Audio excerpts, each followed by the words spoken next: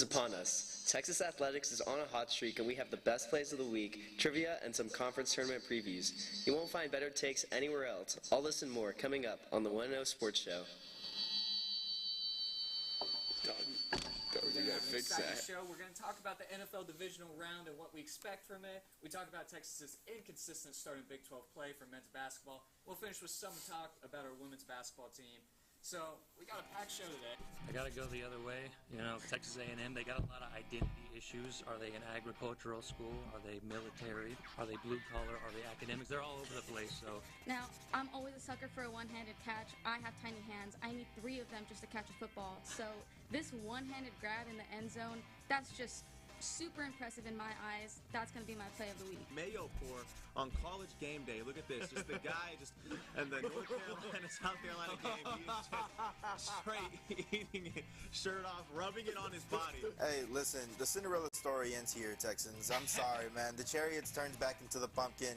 It struck midnight. Whatever you want to say, I think it ends here.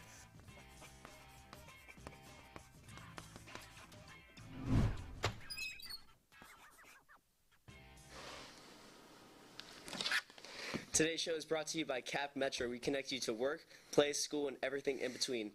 Plan your ride to this weekend's game at capmetro.org. All right, we have a very anticipated episode of the 1-0 Sports Show here. My name is Santiago Ortiz. I am here with the Jeffrey Baumel. Jeffrey making his TSTV debut. How's it feel, man? I'm excited, ready to go, happy to be part of such a big broadcast. All right, well, let's get into it. Let's just start off with our who's hot, who's not. I'll go first. My who's hot in the sports world today is James Harden. The man had 50 points against the Detroit Pistons Wednesday, as we saw a vintage version of the beard.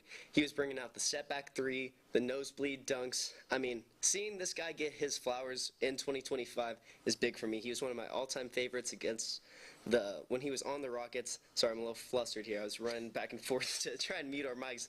But James Harden, great guy. Loved him on the Houston Rockets. To see him doing this still at age 36, it's amazing. I think he has really cemented himself as one of the best shooting guards of all time. Yeah, I love that take. Yeah, he's a top 5 shooting guard of all time, for sure. Loved Harden with the Rockets. My who's hot has to be none other than the Mormons themselves, the BYU Cougars. They're riding a 7-game win streak, just pulled off double overtime win over Iowa State in Ames, Iowa. Only the second time that Iowa State has lost at home in the last 2 years. They also have wins over Kansas and Arizona in that stretch. The Cougars are getting hot at the right time, and watch out for them in March. Yeah, and then, BYU, they have a team with a lot of tournament expectations. They lost Mark Pope, head coach, went over to Kentucky, and last year they had their whole debacle with they were a 5 seed, had to switch to a 7 because they can't play on Sundays. Hopefully that does not happen with them this year in the tournament. But moving on to our who's not, let's take it out of the college basketball world, go back to the NBA. I guess I'm more of an NBA guy today. Let's go with GM of the Dallas Mavericks, Nico Harrison. Now this guy, obviously, he made a terrible trade, trading Luka away to the Lakers, just hand-wrapping him, just gifting him to the Lakers, gifting LeBron the possibility of a 5th ring.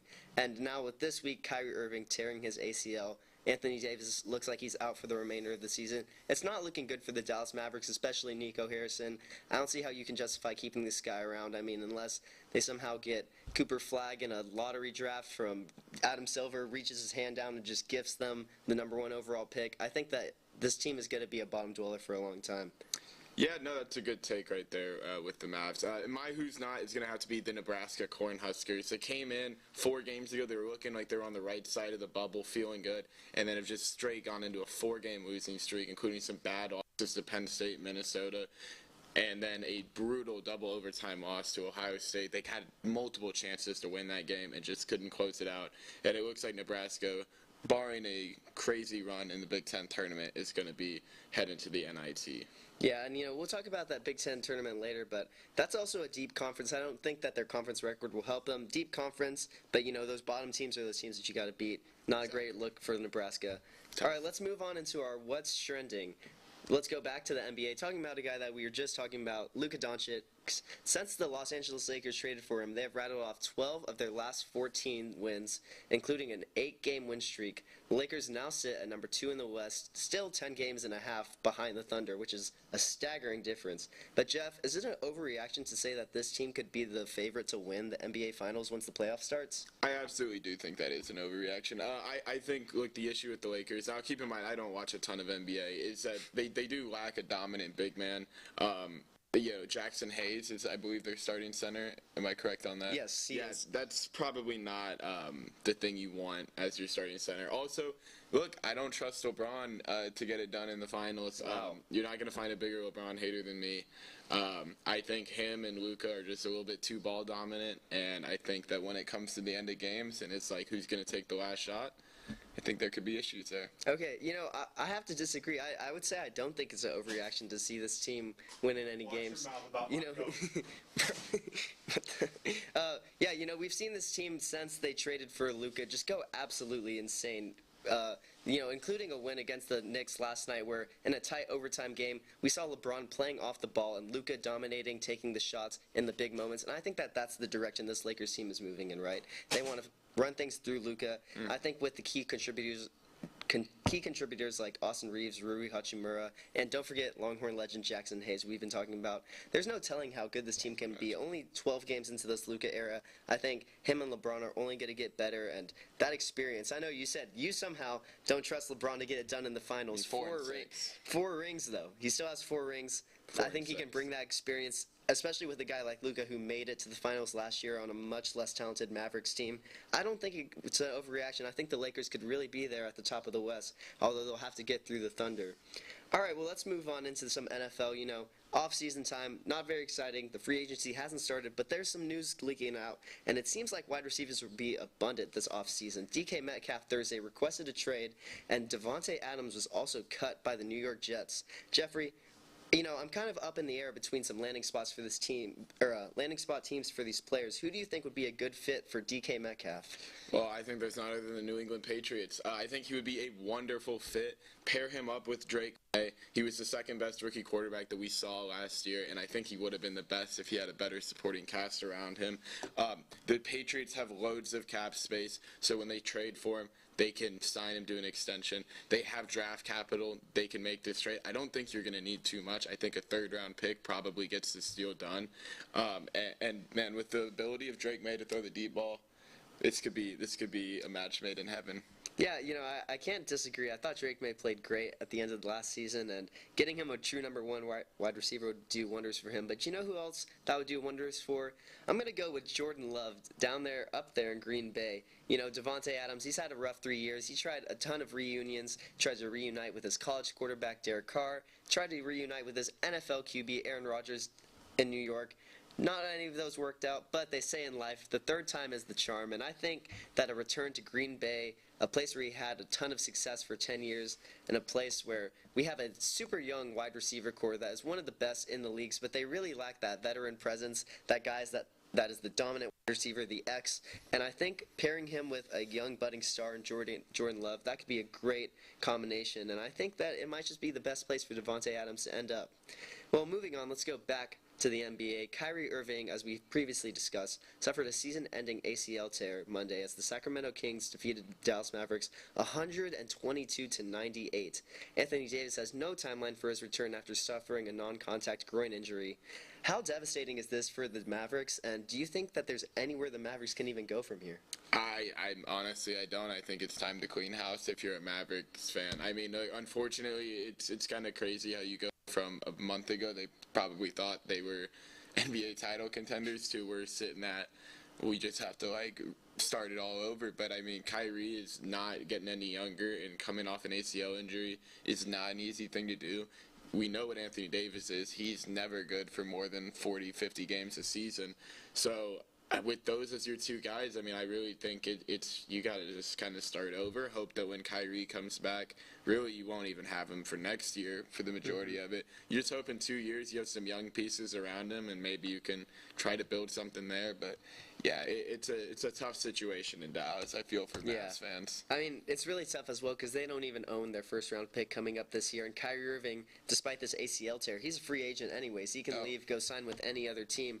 Anthony Davis only has 2 years left on his contract. So, I mean, like I discussed earlier, I think this team's only hope is somehow winning the NBA lottery, getting Cooper Flag. I mean, I think they're going to really have to blow it up there in Dallas, really look themselves in the mirror and really ask, what type of decisions they're making, if they want the team to win or if they want the ownership to make money. That's the things that really need to be discussed there. But, all right, that is going to do it for our A block. Make sure you don't want to miss this B block. We'll have some highlights, and we'll have our guest Colin Flickinger on to judge them. You won't want to miss it.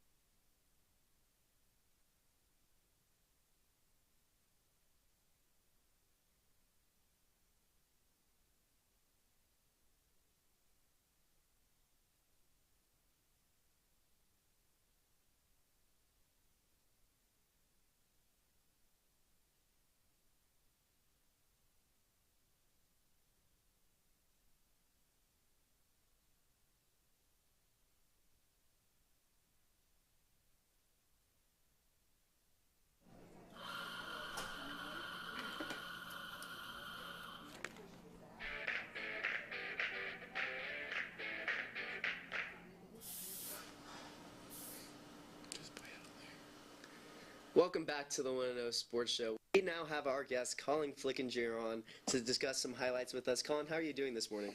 Pretty good. Woke up about 45 minutes ago, took a shower, and then walked in late because I missed my alarm. So, yeah, not the greatest. What Sorry. a nonchalant guy. Sorry, Mr. Really, Producer, really man. cool guy. Let's see what the chat thinks about that. But, all right, let's move it right into it with our best highlights. Let's go with our best NBA play. I'll go first. I had Jacoby Walters, game winner against the Magic.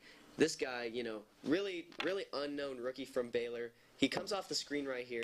He gets the inbounds, and he's kind of in no man's land. He just somehow gets his feet behind the line, throws one up there, and makes it for the win. Silences the crowd down there in Orlando. That was an electric shot for me from the rookie. I don't know how he twists and contorted his body to even make this into a three, but that had to be my play of the week. How about you, Jeff? Yeah, mine's going to have to be Steph Curry's halftime buzzer beater. This was a big shot against the Nets, and gave a lot of momentum going. Anything else sad? I didn't see it. It's my first time watching it. I mean, it was pretty good. It's a great shot, though. It's a great shot. He's one of the greatest of all time. And we see this from Curry often, these halftime buzzer beaters from half court, and that's really legendary. That's what Top 10 player of all time. That's debatable for sure. But. Right, I'll make that take. All right, Colin. It's real hard to judge the shots based on which is better when they both have different degrees of difficulty. One of them is trying to stay on balance and hit a three, and the other one is hitting a three from that deep is almost as hard.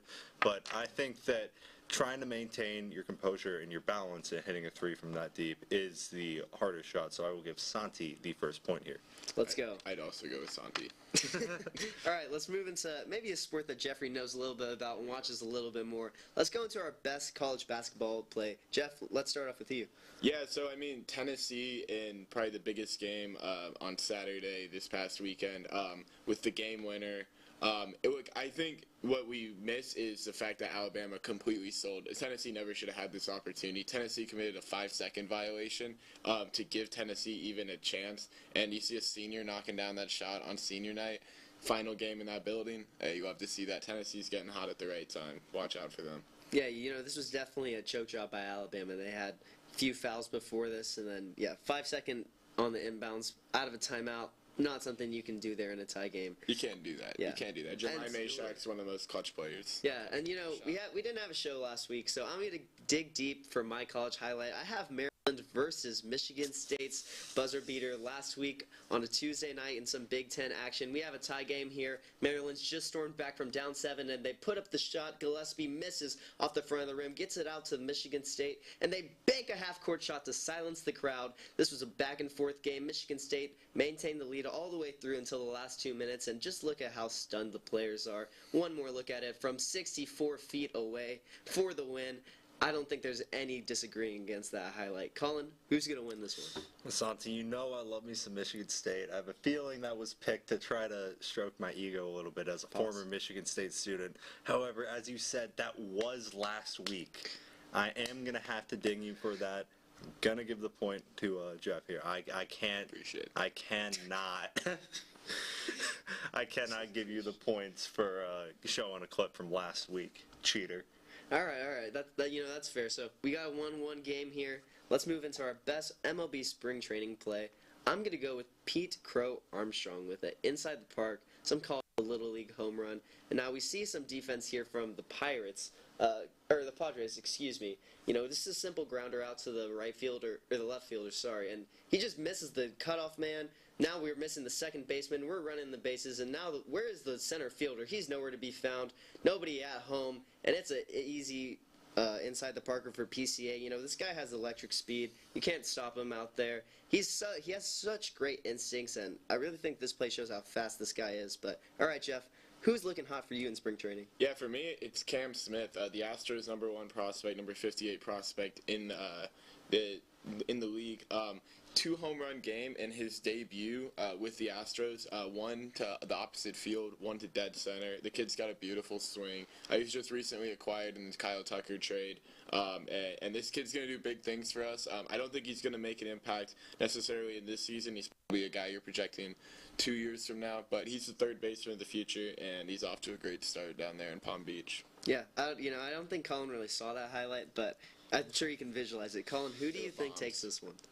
It doesn't matter if I saw the highlight. An inside the park home run is an inside the park home run. You don't see that every day, whether it's reached off an error or it's just pure speed reaching around the base paths to take all 4. I got to go with the inside the park home run. Got it. All right. Well, we have a 2-1 game. I'm currently in the league. Jeff, for your debut, you're not looking great too far, man. That's all right. We got to get these numbers up. What do you have to say to the crowd? You may be disappointed. I won the one that I knew I would win. I knew I would win college basketball. That's, Okay. Well, let's move on. We might have a little bit more college basketball for you. Let's go. Your bag is limited. We have a UFC bag too, but I was told we can't do UFC. Okay, well let's go into our worst worst ref mistake or biggest blooper. We call this our Will Levis segment.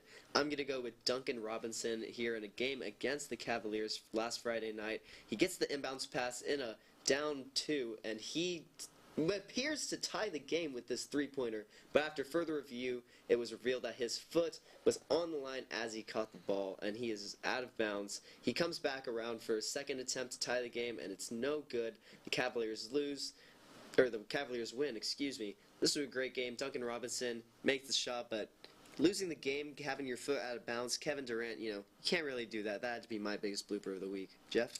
Yeah, so for me, this is a tough one personally. It's going to be the missed layup at the end of the Tennessee Ole Miss game. I had Tennessee -2, really needed that to go to overtime. Of course, he missed a layup that I could have made probably since 8th grade. So, yeah, I mean, that's tough. You hate to see that, but I'm still a big believer in the Volunteers. It's a tough game on the road against Ole Miss. This is a pretty solid team. Gotcha. Game-winning layup, game-tying layup. Are you sure you could have made that layup, Jeff? I could have made that layup. And Yeah, I have played basketball competitively since middle school, dude. I haven't, and I still think I could. Okay, so Colin, who do you think had the bigger blooper? Touching your foot out of bounds is a simple mistake. It's not really something that is going to eat at you for a while, especially at a regular season game. But in the NCAA, where regular season games mean a whole lot more, missing an easy layup like that is such a worse mistake. I have to give the point to Jeff over here. Appreciate that. All right, well, we actually have a tied game, 2-2. So let's go into our best miscellaneous sports play of the week. I'm going to go with not really a sport here, just a moment. We have Texas Tech sophomore. Guy makes a full court putt at the halftime. This is to win a free car. He just absolutely sinks this 94-foot putt right into the hole. The crowd's going crazy. Everyone's entertained. And look who he celebrates with, none other than Patrick Mahomes. That's got to be an amazing moment for the kid, big for the program. That had to be my best miscellaneous sports play that I saw this week. Yeah, so my best miscellaneous sports play is going to have to be Gene Silva, UFC fighter. A lot of people probably don't know who he is yet, but this guy's up and coming. He's going to be a champion in 2 years. This guy went from literally taunting, laughing at a guy, just open hand slapping him, to sleeping the man 6 seconds later. It was one of the most entertaining KOs I've seen in a long time. Gene Silva is a future superstar, and get in on him early. You can make some money on him. All right, Colin, who's going to win this segment? It's tough. I love myself a good knockout, but I also do not think that, especially with how small the hole was for the putt, anything can compete with a 94-foot putt. I wish I could do that. My scorecards would be looking a whole lot cleaner when I hit the course. So I gotta give it to Santi here. I think that a 94-foot putt is absolutely absurd. Well, all right, I'll take my dub. I'll take my trophy with me. And thank you to everybody who helped me win this award. Thank you to Jeffrey for competing, although he was not very prepared. But all right, that's going to do it for this segment. Next segment, we'll talk some Texas athletics before we get into our conference tournament preview. You don't want to miss it.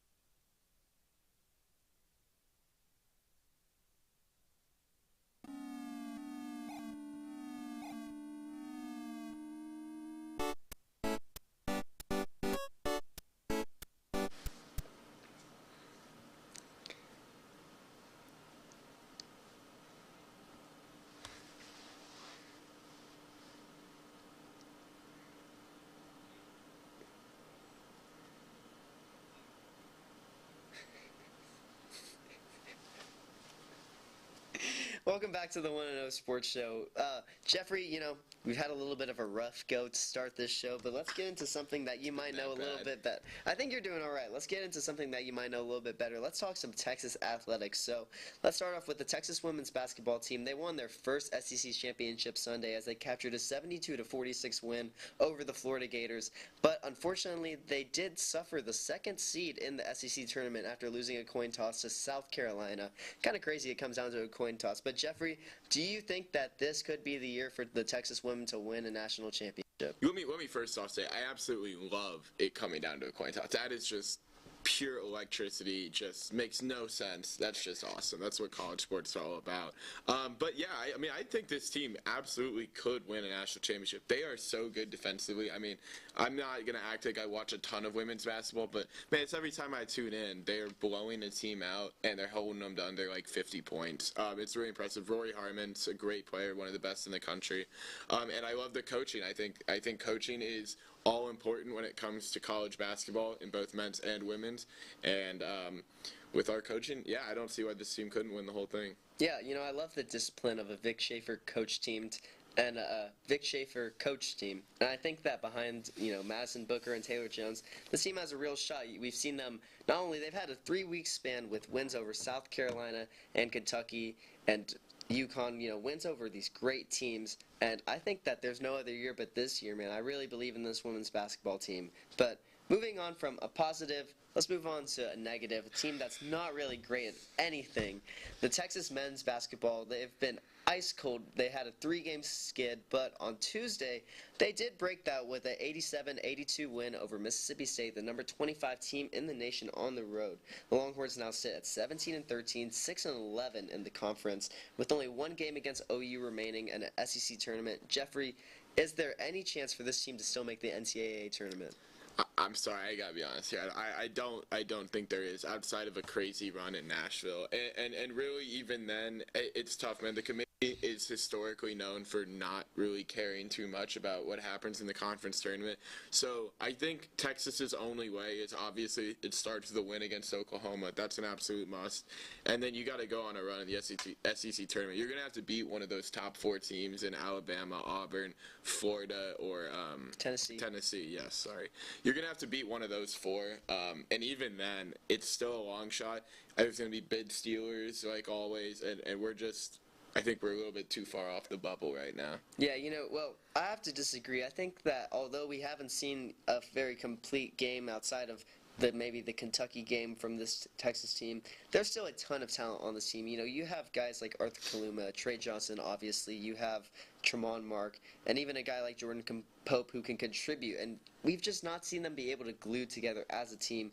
But I think they need to win tomorrow at OU, win 1 or 2 games in the SEC tournament. Although the committee may not value that as much, I think proving that they can still win in the SEC. And I think, no matter what people say about Rodney Terry, the fact remains that he is 5-2 in the NCAA tournament. We saw him get a win last year against a tough Colorado State team before running into Dalton Connect and the Tennessee Volunteers. And the truth is, I believe that there is something to this team in the month of March, and I still think that their talent, they can get something done. So I agree with you that this team there is a lot of talent on paper, but the issue has been all year they don't play as a team, right? Mm-hmm. The offense is essentially pass the ball to Trey Johnson and let Trey Johnson try to figure it out, and he's good enough to play iso ball. The issue is a guy like Tremont Mark, Jordan Pope, they think that they're good enough to play iso ball, and they end up chucking up a lot of bad shots, and a lot of that I think is due to the lack of a dominant big man. Caden Shedrick is not a SEC caliber starting center, and that's really the big issue with this team, I think. Yeah, I know. Yeah, this team, they really need to get some recruiting going with that, and that that kind of sucks when Chris Beard left. Kind of messed up a lot of this recruiting and the NIL era. We've still not seen Texas be able to get these players that mesh together. You've seen them get big names, but nobody who's been great together. Well, let's move on to a fan favorite here, Texas baseball. They have been scorching hot. They have won 10 in a row after dropping their first game to Louisville, including a sweep last week in the Las Vegas tournament. Now ranked number 12 in the nation. How impressed are you by this team, Jeffrey? I'm actually really impressed about this team. As down as I am on Texas basketball, I am incredibly high on Texas baseball. This team has hitting 1 through 9 bullpen in the lineup. I mean, it's telling when your 1 hole and your 9 hole are tied for the team lead in home runs. And the starting pitching has been really impressive. That's what I think I've been most impressed about. The issue is the same issue it's been for, I feel like, the last 2 or 3 years is the bullpen. But we really just, I don't have a lot of faith in Duplanter coming out in a 1-run game in the 9th. Unfortunately, it's no hate to the guy. It's kind of seems like a bit of a mental thing with him. He walks way too many batters.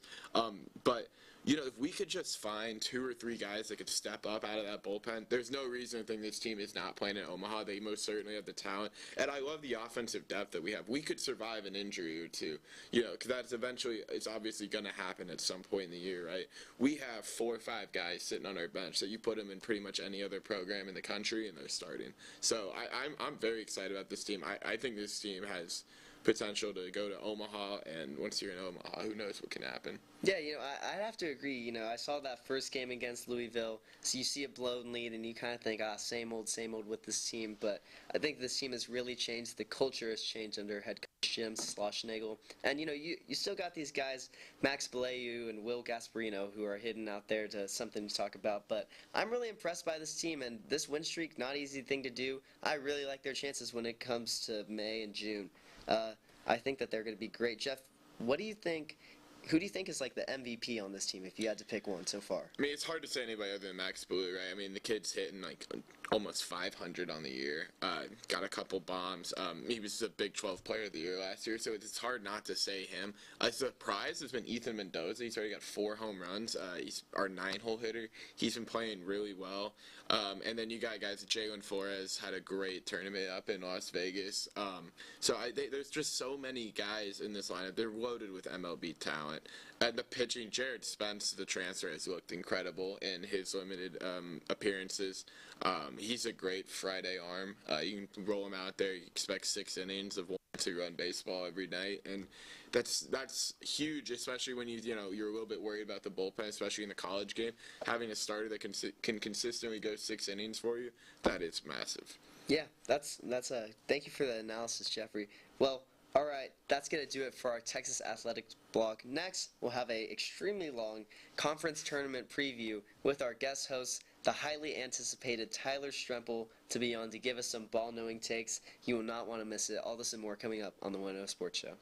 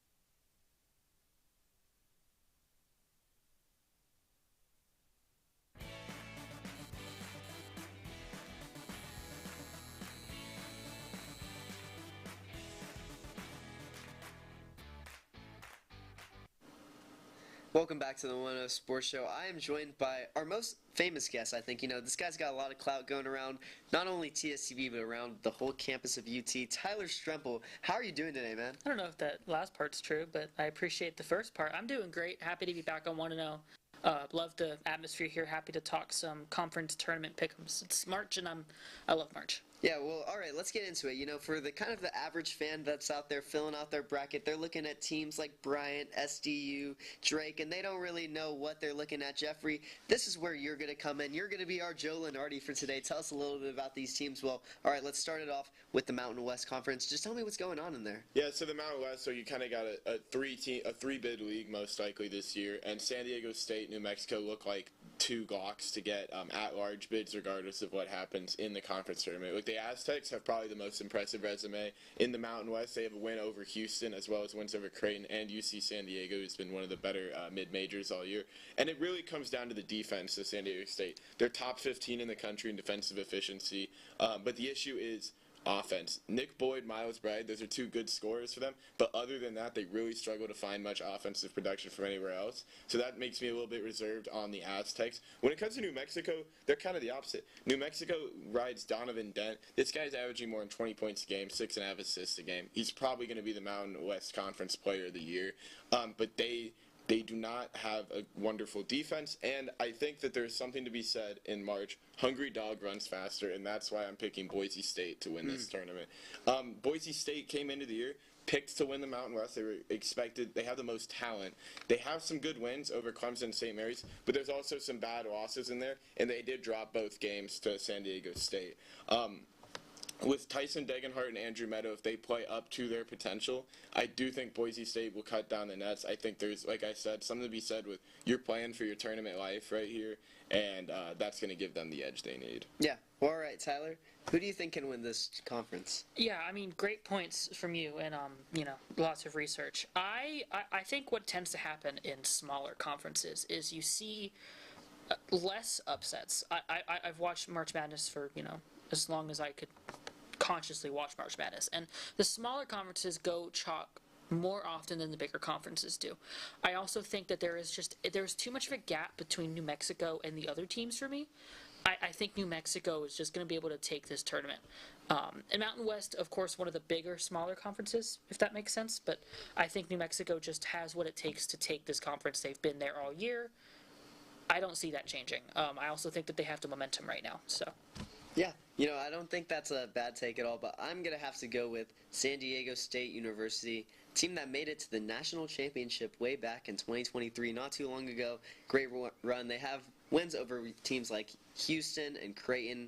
I'm going to go with the experienced team, the team with the culture of winning in March. Give me San Diego State. All right. Let's move into even a less-known conference. Let's go to the Missouri Valley Conference. Now, Jeffrey, I might be a viewer at home. I don't know a single team in this conference, so can you break it down? What's going on, man? I love the Missouri Valley. It's been one of the most fun conferences to follow. You got Drake up there. Drake's been one of the best mid-majors in the country. Bradley, UNI have all been fun teams to watch. So Drake has been the team that, for a lot of the year, people were thinking might actually get an at-large bid. And they have not played quite as well recently as people thought they were going to play. A lot of that, I think, is because the Missouri Valley is better than it's been in years past. But a lot of people are definitely going to come into this thinking, Drake is, they're the clear favorite in the Missouri Valley with Bennett Sturts leading them, one of the best point guards in the country. But I think they're going to run into a buzzsaw with Bradley. Bradley is the best three-point shooting team in the country. 4 of their 5 starters are shooting over 40% from 3, and the other guy's shooting like 38%. And I think this team gets hot. Bradley wants to play in the NCAA tournament, and if they find themselves there, they could be a trendy first-round upset. If they have a good shooting night, there's no reason to think they can't win the whole thing. Or they can't win the Missouri Valley. I mean, that was pretty convincing. You might have changed my mind. But, Tyler, who do you think? I need some more insight from some ball knowers before I make a pick. Yeah, so I was going to go Drake. And, again, I mean, in full honesty, there are a lot more conferences. So it's difficult to look at every conference like this. However, you look at Drake's current last 10 games, they've won everything but Bradley. Bradley was the only thorn in Drake's side, them being the best three-point team in the country. If they can continue that, Drake has a real problem trying to face Bradley, especially because, like you said, hungry dog Runs faster. Runs faster. Exactly. I almost screwed that up. Hungry Dog runs faster. You have a team that probably won't get into the tournament unless they win this conference, so they're going to play everything they can to beat Drake. They've already done that. I trust them to do it again. I'm going to go Bradley. Gosh, you know, and we're talking a lot about Drake, the college, but Tyler, are you Team Drake or Team Kendrick? Can I say that on television? Go ahead. I mean, Kendrick, 100%. I didn't like Drake before this thing happened. Gosh, all right, you know, I can agree with that front, but I'm going to disagree on the front. I'm going to take Drake. You know, there's something about beating a team 3 times in a row. Another thing that we're going to talk about later with some of these teams. So I'm going to take Drake. Give me the Bulldogs to win. Shout out Champagne Poppy. Let's move into the Sun Belt Conference. You know, this is a conference you don't really hear much from when it comes time for March, comes time for basketball season. Jeff, what are the bids looking like for this conference? Well, I'm sorry for you if you didn't pay attention to Sun Belt this year. They were the best conference, probably the best bid major. They have 4-way tie for first place between Troy, James Madison, South Alabama, and Arkansas State. And that's not even talking about Marshall. I love what the Thundering Herd are doing down there. And I think the Sun Belt has maybe the coolest conference tournament bracket in the nation. I don't know if y'all have seen it, but I love the way it's designed. It's designed to make sure that their best teams go to March Madness. A lot of times smaller conferences will have the issue of a bid stealer. 7 seed was not very good all year, gets hot. This is intentionally made to where the top 2 seeds only have to win 2 games to win. So kind of breaking down these teams, Troy, they're in that 4-way tie. I just can't trust them offensively. They're a terrible shooting team. They only shoot 30% from 3. I just don't think that's going to be able to get it done. James Madison, they have good and bad. They have a couple quad 4 losses that are just really hard to overlook for me. They do have a lot of good offensive rebounding, but again, they're not very good defensively. I don't think they're going to be able to get it done. For me, it was a really tough choice between South Alabama and Arkansas State. I love the defense of South Alabama. They're 4-1 against those other top teams in the Sun Belt, but I just think Arkansas State has something. They are playing incredible. They're 9-2 in their last 11 games. Taron Todd is a great point guard. I think he can really lead this team. And my biggest concern with them comes down to, with the 4-way tie, they were given the 3 seed. They do have to play an extra game that South Alabama will not have to play. But, man, I think the Red Wolves are the most exciting team to watch in this conference. I think I've watched them the most, and I'm going to ride with the Red Wolves. Yeah, well, I'm glad that you think that, because I've not really watched any of this conference. But, all right, Tyler, maybe you have. What do you think? Who do you think is going to come out dominant in this?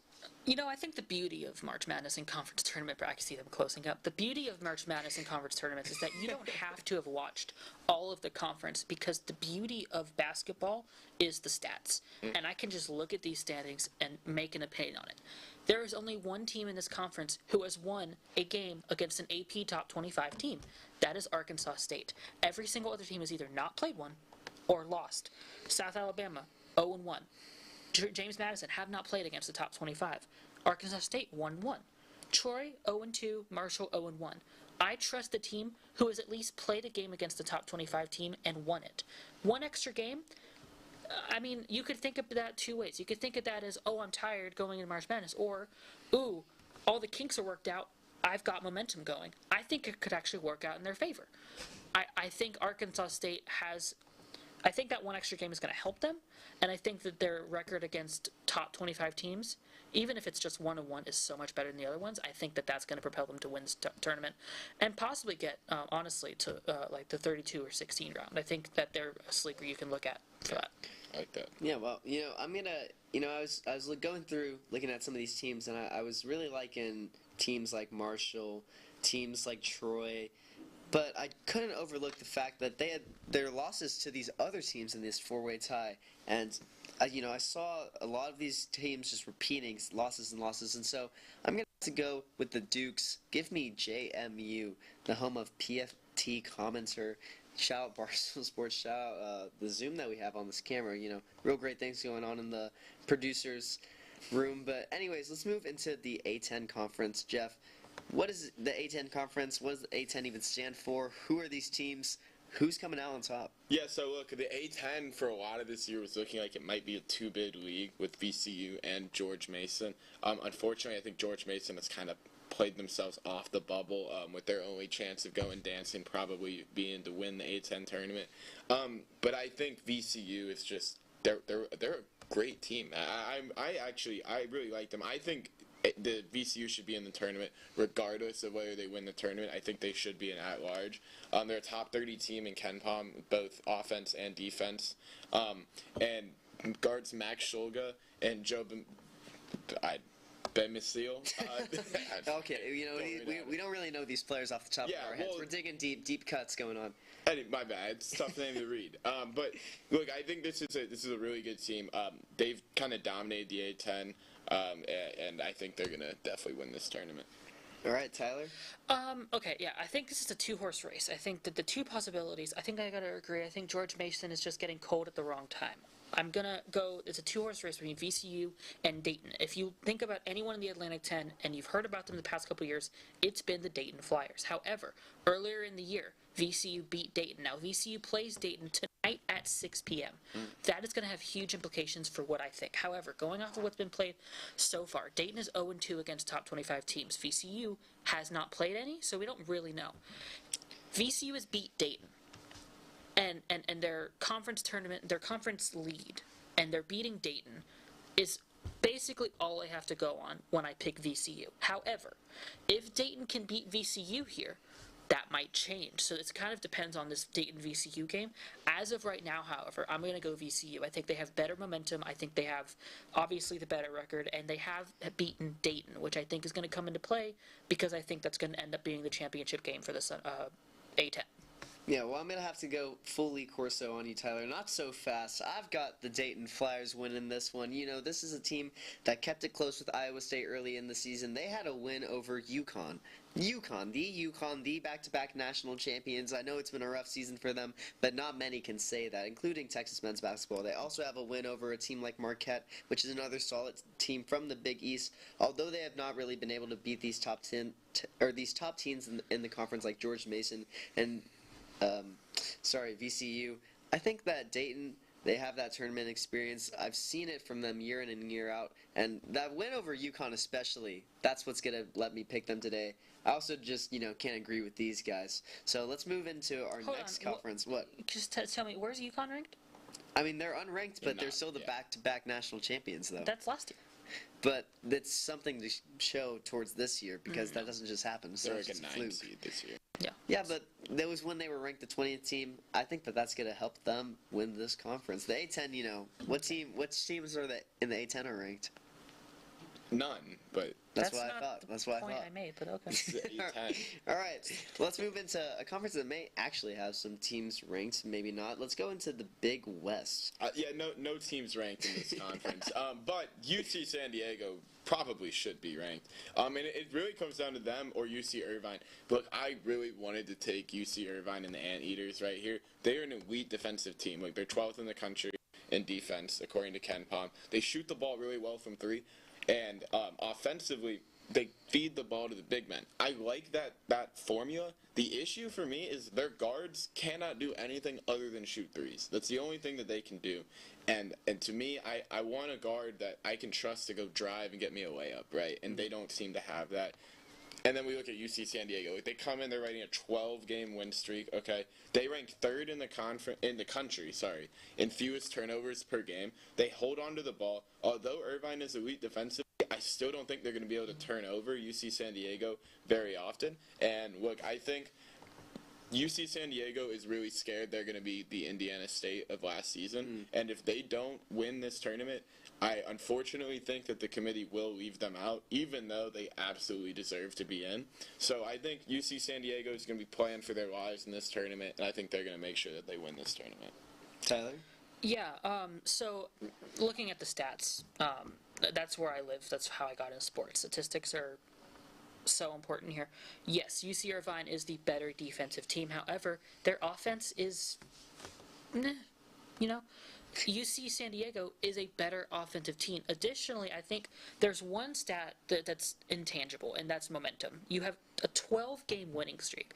There are things that happen in a 12-game winning streak that you just cannot explain, and you just ride that until it ends. And I think that for a team with a great offense that is 17-2 in their conference, I just don't think that ends in the conference tournament. I think that an offense in basketball in a conference tournament, I think offense is really important in shutting down a defense.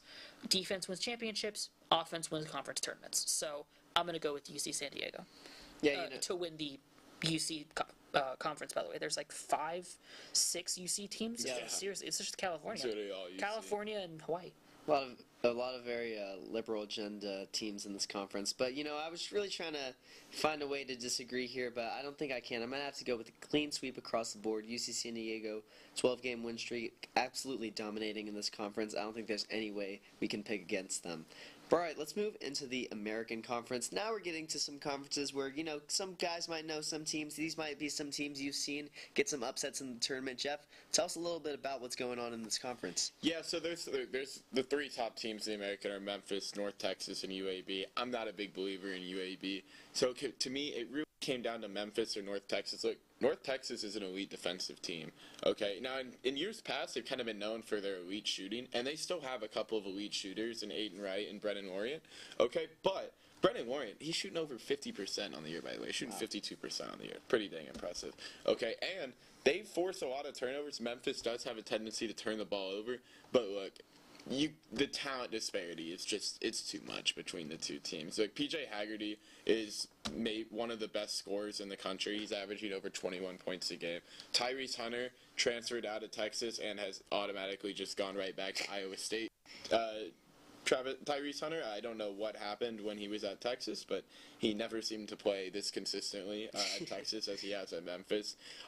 They have some really good wins. They have a win over Michigan State, Missouri, Clemson. Those are all top 5 seeds in the tournament. They do have some bad losses, though. They have a loss to Arkansas State, a loss to Temple.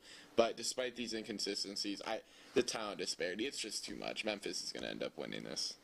Yeah, Memphis, the only team ranked in the conference. Obviously, you think of the American in basketball, and now that U of H is in the Big 12, you think of Memphis. Now, I'm going to go on a different kind of thing here. I'm going to look at records here, specifically home and away records. Memphis has home field for this tournament. UNT has a 7-4 away record. Now, I think it might be a neutral site. It's technically neutral, Technically neutral, but even if you're in a neutral site, being the away team, it gets in your head, and obviously they haven't been able to handle it as well as Memphis has. Also, Memphis being 16th and having what they have, the talent that they have, I just think this is one of the bigger small, if not the biggest small conference. For years, it's basically almost been a power, besides the teams moving to the Big 12. I just think Memphis has too much talent for anyone else to beat them in this tournament. Yeah, I can't really disagree from a talent standpoint, but I think that crazy things happen in March. We see lots of upsets. I'm going to go with UNT. Give me the Mean Green Eagles. They just got their point guard and Jasper Floyd back, and they had a strong win last night against Charlotte. I'm going to take UNT here to kind of go against the grain, go with a little upset. Let's go into the West Coast Conference. Now, this is a team that the viewers at home definitely are familiar with. You got teams like Gonzaga, you got teams like St. Mary's, even a team like San Francisco, which has made a little bit of a run in the conference tournament before. So, Jeff, who's going to come out on top this year? Yeah, you forgot Santa Clara in there as well. Santa Clara, I really like Santa Clara this year. But, and I love San Francisco, man. I wanted to pick San Francisco, but there are 2 teams that are just clearly more talented than the others, right? And that's Gonzaga and St. Mary's. St. Mary's has gotten the better of Gonzaga both times they've played this season. They went 17-1 in the conference this season. But look, it's really, really tough to beat a good team 3 times in one season, okay? And I think that's kind of what this comes down to. Look, Gonzaga has not had the season that people thought they were going to have. Ryan Nembhard has not taken that next step that people were really anticipating he was going to take this season, okay? But they have so much talent. Like, they play with a high tempo. Mark Few is one of the best coaches in the country. He has made a Final Four. People try to say he hasn't. He's made 2. And look, Gonzaga is... It's tough to be a good team 3 times, and they have tournament experience. They are a bit of a veteran team, and yeah, I like the Zags to shock the Gales. Yeah, I'm going to agree here. St. Mary's has been the better team all season. However, again, it's really hard to beat a good team 3 times. Also, when you get in a tournament mode, conference tournament, NCAA tournament, a team that has been there, a team that has experience, is way more likely to turn on the Jets and figure it out. Now, 23-8, not a terrible record. They were 14-4 in that conference, so they're not a bad team. I think their mindset is going to change going into the West Coast tournament. I think they're going to figure something out, turn on the Jets, and I think they're going to take the tournament.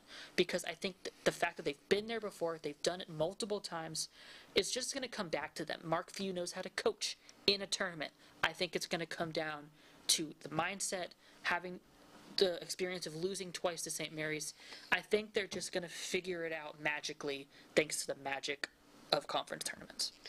I love that take, but although there is some magic to be equated, I'm weighing that a little bit less in my formula for this specific conference. We've seen St. Mary's get the better of Gonzaga a little bit in the 2020s, honestly.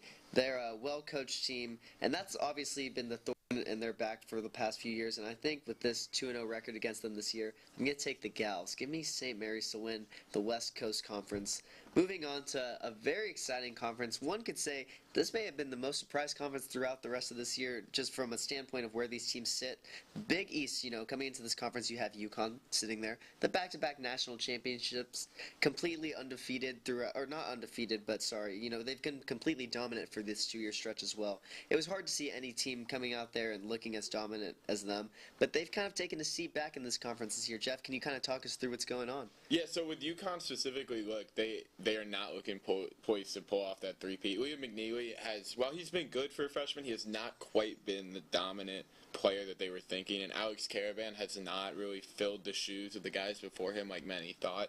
And I do think that there is some of this that comes down to Dan Hurley's looking ahead to his next job, right? Like, I think Dan Hurley I would be sort of surprised if he is still the coach of UConn next season. I think he wants to go to the NBA. I think he just wanted to kind of see if he could do a three-peat, but I do anticipate he'll leave. And then, with these other teams in this conference, like Marquette, earlier in the year, they looked like a legit Final Four contender. People were saying this was Shaka's best team. They have a bona fide star in Cam Jones. That guy is one of the best players in the country. But the issue is they cannot rebound the basketball. They're not a good rebounding team. And we're going to talk about St. John's in a second. St. John's is, besides Houston, the best defensive team in the country. And when you don't have the ability to get those second chance opportunities against a good defense like that, I think that really hurts you. And I do want to give a shout out to Creighton. I don't think Creighton is going to be able to win the Big East tournament this year, but with the injury that occurred to Pop Isaacs. But man, Ryan Kalkbrenner, he is an incredible player. He can score the basketball. He's a great defensive player. And I think if they still had Pop Isaacs, they might be my pick to win this. But, look, we have to talk about St. John's. Rick Pitino is continuing to prove that he is one of the best coaches, not just currently, but of all time. I love Rick Pitino. It might have had some controversies in the past, but look, if Rick Pitino was the Texas basketball coach next year, I would be ecstatic. Look, this team, their issue is they cannot shoot the basketball. I would probably be the best shooter on St. John's if I played for them. I mean, they are just abysmal. They shoot like under 30%. It is terrible. But they're so good defensively that I think they will be okay in the Big East tournament, but I do really think that shooting is going to hold them back in the big dance. Yeah, Tyler? Yeah, I took less research on this, if I'm going to be really honest, because to me it's a one-horse race. St. John's has been better than the entire conference, and it has not been close. Defense is really important. Rick Pitino knows how to coach. It's really simple for me. I just have to go St. John's because I can't find a good enough reason not to. Yeah, as Shrey once said, Rick Pitino, I take him to strip clubs and casinos. I love Rick Pitino. This guy won a national championship at Louisville, one of my first March Madness memories. St. John's, not only is just Rick Pitino, you have guys like R.J. Lewis and their big man, pardon me, I don't know how to pronounce his name. Starts with a Z. Initials Zuby Ejiofor, I think. Sorry, I don't, no offense to his family, his friends, his relatives. He's great, big man. I love the defense of St. John's, and I love how in just year two they've been able to come in, dominate the Big East. I don't see any team upsetting them in this conference tournament. Well, all right, let's move into our Power Four, what the fans are here for, what everybody wants to know when filling out their bracket. Let's start off with probably the weakest conference. This team might get regulated to a mid-major pretty soon. Let's go with the Atlantic Coastal Conference, the ACC. Jeffrey, who's going to win this one? Yeah, this might be the weakest the ACC has been in my lifetime. I mean, it's rough. But there are three teams that have clearly kind of set themselves ahead of the pack. Obviously, Duke has been at the top all year. Clemson's kind of turned themselves into kind of a perennial 6-7 seed. And then Louisville has finally come out of the darkness, and they are back to being towards the top of the college basketball world. Look, they're 17-2 in the conference. They have an 8-game win streak. Chucky Hepburn is finally playing like the player we've seen flashes of. They brought in the Sun Belt Player of the Year from last year, Terrence Edwards Jr. Look, Louisville, don't be surprised if they take down Duke in the championship game of this tournament. Look, I'm not saying I picked them to. I do think Duke will win.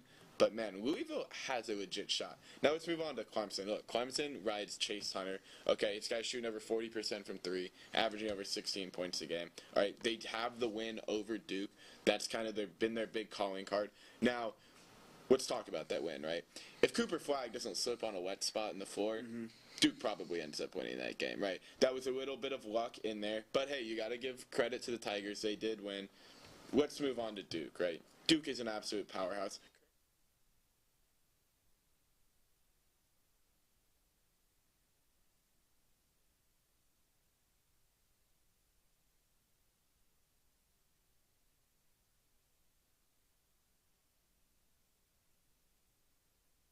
The issue is they are fully reliant on two freshmen in Cooper Flagg and Continental. I don't think it's going to hurt them in the ACC tournament. I think in the NCAA tournament, we've already kind of seen it with Cooper Flagg of when the moment is there, he has not always risen to the occasion. The kid's supposed to be a senior in high school. It's hard to blame the kid. But I do think that at some point this season that's going to cost Duke in a big game, but I don't think it happens here.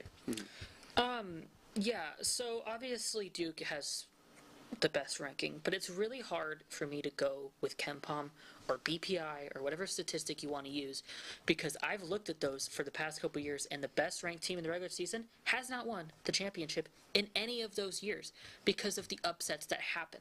I'm looking at the records, I'm looking at specifically ranked teams, and there's only one team in the ACC with an undefeated record against AP top 25 teams, and that is the Clemson Tigers. I think that they are good enough to make a run. I mean, they're ranked 11th. That's not really making a run if you're ranked 11th.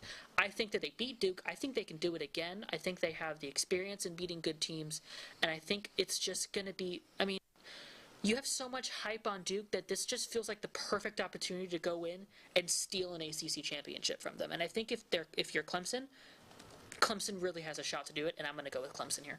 Yeah, you obviously look at this Duke team. They've been dominant throughout the course of the year with the ACC, and they have, obviously, there's no denying who Cooper Flagg is.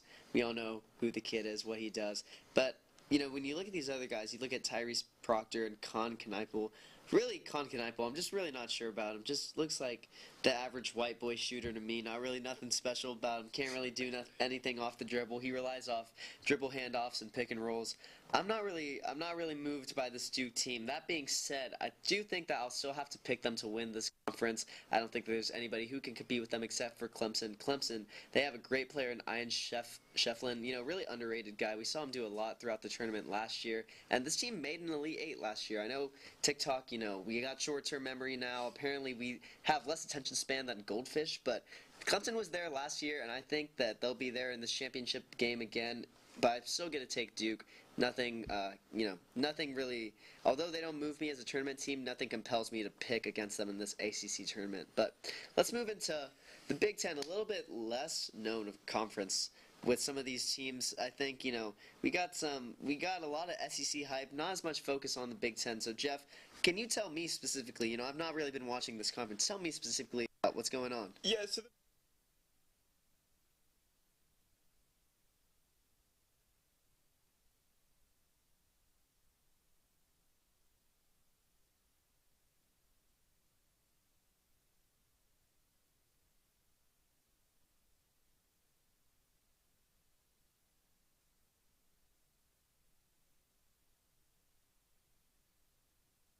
incredibly impressive to do.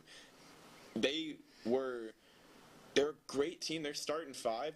Put that up there with pretty much anybody in the country. But look, to win in March, you need more than 5 guys, and I think that's really going to hurt Maryland. On to Michigan.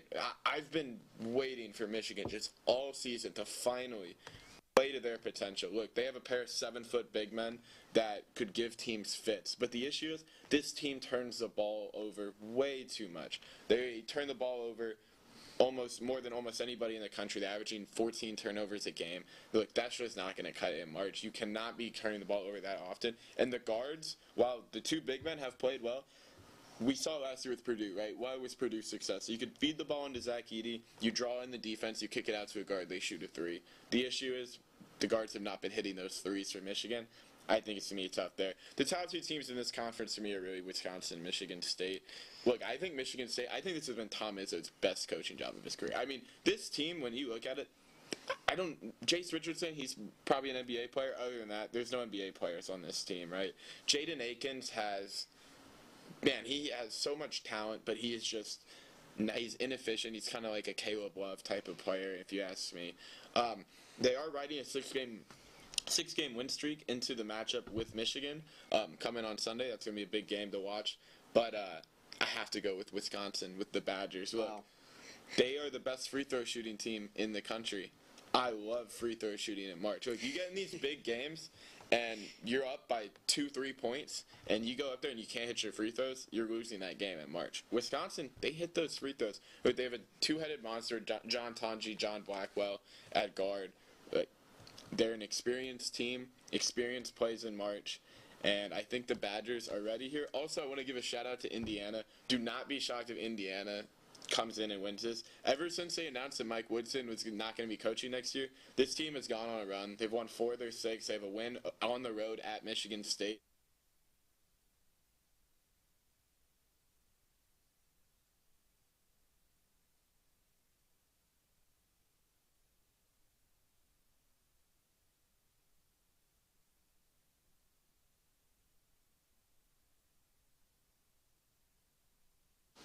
Michigan State is going to win this tournament. It's just, it has to happen. Now we're talking, I'm going to repeat a couple of your points here. Best free throw teams, sure. But Michigan State's 78.7%. That is nothing to sneeze at in a free throw thing. They're 6-1 against top 25 teams. A record like that against top 25 teams is golden going into a tournament when eventually in these later rounds, you're going to be playing teams that are more than likely from the top 25. I mean, there are 68 teams there, but really the ones that make it that far are the ones we expect to make it that far. Because once you get to like the 16 and the 8, a lot of the Cinderella stories, they start going away, you know? Michigan State has a good, if not amazing, record against top 25 teams. They're great at free throws. They're 6th in the country, and that's not for a bad reason. They've been dominant all year. I think they have what it takes to get it done in this conference tournament. Honestly, from watching them in a couple games this year, I see them going very far in this NCAA tournament. That's fair. Yeah, Michigan State is great. Wisconsin is great. Purdue, they really have the tournament experience. You don't have Zach Edey anymore. You still have a lot of guys remaining from that team. Guys like, sorry, I can't come up with any names right now. I'm really unprofessional. Guys like Braden Smith, guys like Fletcher Lloyd, those 3-point shooters we were discussing earlier. But I really like Michigan. I like Vlad Golden transfer from FAU. Although I don't think I'm going to take them here. I think I'm going to go with Tyler. I'm going to go with Tom Izzo. The experience, the pedigree, a team that's won throughout the whole season. Give me Michigan State to win the Big Ten. I'm going to go with the safer route there.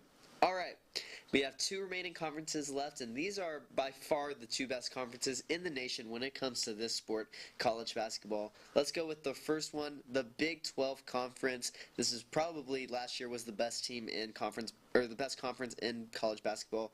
This year they've taken a bit of a step back, but they are still very dominant. Jeffrey, tell me about this conference. Who are some contenders? Yeah, I don't even know if it's necessarily the Big 12 is taking a step back. I think it's just the SEC has been so historically good this year that it's like we're just not talking about the Big 12 as much as we have. But look, there's 3, 4, maybe even 5 teams that I think could win this conference. So I'll start with Arizona. I say Arizona has a chance to win because they play to their potential, and really, if Caleb Love plays to his potential, they could I mean, they have wins over Iowa State. They have a win over Texas Tech, right? They also have some bad losses in there. They've lost to Kansas State. They've lost to West Virginia. It's so up and down. Caleb Love is the most up and down player in the country. You just can't trust him, even though I do love Tommy Lloyd. Now, the Red Raiders, the analytics have loved them all year, and I really wasn't seeing it. But then they pulled off that incredible win at Houston, probably the best game of the season. J.T. Toppin is one of the best big men in this country. But I struggle a little bit with consistency with them as well. Look, we saw the win against Houston, but then Houston came and beat them in Lubbock, right? They have a loss at home to UCF. That's a really bad loss. I struggle a little bit with consistency, right? I think the clear top two teams for me all year have been Houston and Iowa State. I'm going to go with Iowa State for the reason of Kelvin Sampson historically is known for not trying that hard in conference tournaments. So, like, even back when they were in the American, Memphis would win that tournament every once in a while. Houston was always by far the best team. Memphis would win that tournament a good amount of time. Look, I love L.J. Cryer. The way Milos Uzan has been playing in these last 5-6 games has been incredible. If he continues to play like that, this team could win a national championship. They're the best defensive team in the country. They don't turn the ball over, and they force an incredible amount of turnovers. They kind of bleed the clock out. They don't let offenses get going, which I think is going to be a tough matchup when they run into a team like Auburn in the NCAA tournament. But defense is all about effort, right? And I think the fact that this team will not necessarily be given it all necessarily when it comes to this tournament, that leads me to Iowa State. Iowa State, it's been a little bit of a rough stretch, but injuries were brutal to this team. I mean, they got brutalized. Curtis Jones is back. Keyshawn Gilbert is back. Taman Lipsey is healing from the shoulder injury. Look, those three, I love that three. Those three could give you 20 any night. Taman Lipsey is one of the best point guards in the country. Keyshawn Gilbert, what he does for you defensively and offensively, it's incredibly impressive. I love this team. And don't forget about BYU, hottest team in the country right now. Hey, if they stay hot, they could maybe do it. But I think it's Iowa State. I think that you make good points. I think this is Houston's year to finally win a conference tournament, and I have a couple reasons why. I think they have something to prove from losing last year in the championship. They did not try last year in last year's Big 12 tournament. They just lost to Iowa State. They have something to prove going into this tournament. Additionally, their defense is the most suffocating defense in the country, one of the most suffocating I've ever watched. I mean, it is just absolutely insane what their defense can do, and their offense is not too shabby as well. I think they're in a big conference now. This is their second year in the Big 12. They made their mark last year winning the regular season, but they lost in the championship, and I think they have something to prove, and I love a team that has something to prove. Additionally, I think that this matters more now that they're not in the American anymore. They could be in the American and lose a conference tournament and still be like a top 4 seed in the tournament because they were so much better than every other team in the tournament almost combined. They have something to prove this year. I think their defense is great. I think their offense is good enough. I think they finally take a conference tournament here because I think it just matters more this year. Yeah, I would love to say that I agree with that take, but I think I have to agree with Jeffrey here. I've not seen historically the rise from Houston when it comes to these conference tournaments. Not even really in March Madness, although they've made a few Final Fours there. We've never really seen them compete once they got to the Final Four. I don't think that this will ever really be a March team under their current head coach. I mean, they obviously will always win a lot of games. They'll be in contention for Final Fours every once in a while, but I don't think that this is ever going to be a team that you're going to see cutting down the nets for a national championship in the next 10 years. And I really like Iowa State. We talk about Curtis Jones, Taman Lipsey, but my guy, Milan Momcilovic, that is my guy right there. I think that this is an NBA talent, although that he had a lot of injuries as well, missed about a month of the season, but that's my guy. Had 18 in their last game against BYU. This team has dropped seven games in the conference, but they only had one loss outside of the conference. I love Iowa State. They were my national championship pick last year. I'm going to go with them to win the Big 12 tournament this year again, back for Matt Painter Matt Painter is at Purdue, but for Iowa State, this is two. Their coach is really jacked. He's a very strong guy, so I'm gonna pick them. I just can't believe in Houston, but I'm getting a little flustered here because I'm extremely excited to talk about our last conference. They say everything means more. Let's go with the SEC. Tyler, this is the best conference in maybe the history of college basketball. It is stacked. Some are saying. What are your current impressions of this conference? It is absolutely stacked. I mean, 1, 2, 3, 4, 5, 6, 7, 8 ranked teams for a conference? That's insane. Every team, this top half of this conference, almost the entire conference, is just ready to compete. Mississippi State is 25th. They have an 8-9 conference record. You have a top 25 team, and they have a losing conference record. That just shows how good your conference is. Any team can compete with any team on any given day. A&M just beat Auburn. Florida beat Auburn a couple, weeks ago, last month. It's so fluid. There's so much parity in this conference. It is so much fun to watch. Am I picking here? Go ahead. Okay, I'm going to pick first in this one. I'm going with Florida, and I have a couple of reasons why. Obviously, Auburn is number one, although they just lost to A&M, so I expect that to change come Monday. Auburn is one of the best teams in this country. However, they just lost against A&M, and they're probably going to have to face an opponent in Florida that already beat them once. It's hard to beat a good team twice, but also we've seen maybe it isn't, because you already have a game plan to go in there. Florida knows how to play against AP teams. They're 5-2. Auburn's 10-3. Sure, they've played so many AP top 25 games, but Florida knows what to do in these games, and they know how to attack Auburn. I think if you go into this circle of parity, Auburn beat Alabama, Florida beat Auburn.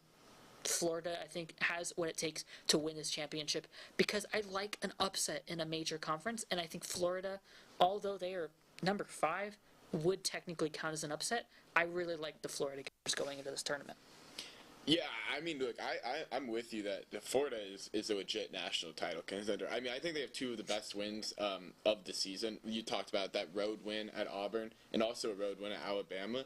And look, Waller Clayton Jr., he is a pleasure to watch play basketball. He really leads that team.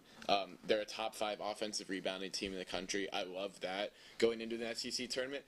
But I'm scared about the offensive consistency. Look, they only scored 44 points when they played Tennessee. They got blown out by 20. That scared me a lot.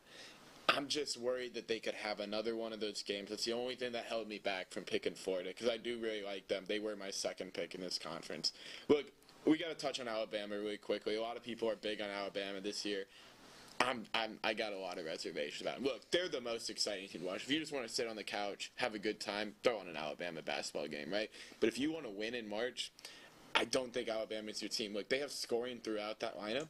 They just don't play defense, right? I mean, and that is an issue. They play at such a high tempo, such a high pace. This team can't survive a poor shooting night. Look, in March, you're not going to shoot 40% from 3 every single night. I think Alabama, they're going to struggle to win games in March when it really matters if they don't have that type of shooting performance, right? Now, okay, Auburn's been the best team in the country all season, right? I think that's pretty easy. Like, Janai Broome should be the player of the year. Chad Baker-Mazara is like 25, still playing at a high level. They have Tashad Pettiford. He's been playing great. But this is going to come down to motivation for me again. Look, Bruce Pearl talked about it last year. He said that he thought part of the reason that they lost to Yale in the first round of the NCAA tournament was because they played in that SEC tournament championship game. I think that's something in the back of Bruce Pearl's mind that he's not even sure he wants to be playing deep into this tournament. He wants that extra day of rest. So for that reason, I'm going with the Tennessee Volunteers. Look, I love Zakai Ziegler. The kid's been there for forever. He is the best playmaking point guard in the country. He's not a great scorer, but he doesn't need to be on this Tennessee team. Tennessee has guys like Jemai Mashak, who hit that huge shot against Alabama. Felix Okpara. They have scoring throughout. Chaz O'Neal, I can't believe I almost forgot him. He could give you 20 a night at any time. And they play really, really good defense. They shut down Florida's offense better than anybody we've seen this season. They have a win on the road against A&M. They have that huge win at home against Bama. I think this is the year that Rick Barnes gets it done. But don't sleep on Missouri. 0-18 in the conference last year. Missouri's one of the best shooting teams in the country. Caleb Grill, I can't stand the guy for what he did to Dylan Mitchell when he was with Iowa State. But he has been one of the best transfers in the country, been shooting the lights out. But Tennessee will cut down the nets. Okay, I don't know how you're going to say all that about all those teams that just thrown Missouri on me, threw me a curveball. But I'm going to go, Although I do agree with some of your points about them, about shooting in the tournament. You've seen that kill teams. I'm going to go with Alabama. This is a team that made a Final Four last year. They ran into an absolute beast in UConn with Stephon Castle and Donovan Clingan. And I think that this is the year for Alabama. You have a veteran point guard in Mark Sears. He's the college version of Jalen Brunson, who is one of my favorite players in the NBA. I think the shooting from Alabama, although it may not be consistent, I think the amount of shots they're getting up and the level caliber of shooters they have. I was very impressed by the team when I went to go see them play against Texas. They shot almost 60% from three. It was absolutely ridiculous, and they have to be my pick to win the SEC, the best conference in college basketball. But, all right, that was probably the longest segment we've ever done on the show. It took about 10 hours, but thank you, Jeffrey. Thank you, Tyler, for being on with us, giving us some ball knowledge, and that's going to do it for the 1-0 Sports Show. Make sure to check out our sister shows, College Press Box Mondays at 6 p.m. and College Crossfire Wednesdays at 9 p.m. TSTV, we love the family. Thank you, Jeffrey. Jeffrey's TSTV debut, let's clap it up for him. He did a great job. I know you were a little unprepared when it came to the NBA and the MLB and the NHL and the everything. I was ready for the MLB. everything but college basketball, but you did great. Well, that's going to do it for us. Thank you for tuning in. Make sure to tune in next week. Have a lovely spring break if you're on spring break. And thank you guys. Have a great Friday.